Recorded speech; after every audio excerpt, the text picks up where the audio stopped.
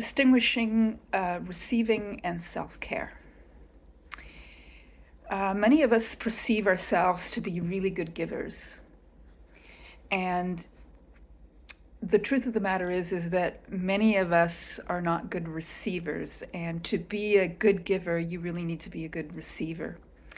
And that's something I've definitely realized about myself, that I am not a good receiver, and therefore the giver that I am is not truly as good as I think I was in being a giver.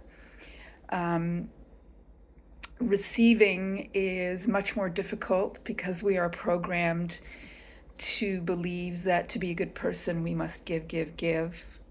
When the truth of the matter is we need to receive in order to be good givers. We need to receive unconditionally in order to be givers unconditionally. And I can remember one of the very first times where I gave was to a blind woman down the street when I was 14 years old. I spent hours and hours reading to her, and I became overwhelmed, feeling overwhelmed that she was expecting it every day. And so I went the opposite direction and abandoned her. And so that made me a terrible giver.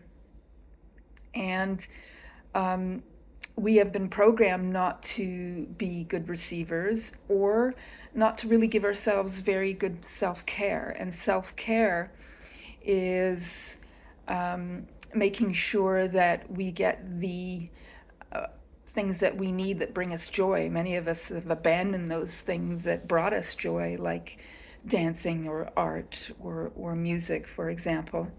And so it is important to give to oneself in order to sustain our ability to give. And I know that the phrase, "the world is blessed when I receive," when I first heard that, it really made me understand how true that is, that when I fully receive without conditions, then number one, I'm giving the giver the full experience of giving fully in my receiving fully. And second of all, the more I receive, the more I have to give in the world. So that in itself is a profound truth. It's a truth that can provide balance. And we certainly need that balance in order to sustain our ability to be leaders, to sustain our self-care, and our receiving contributes to us being lighthouses, to being effective leaders in the world.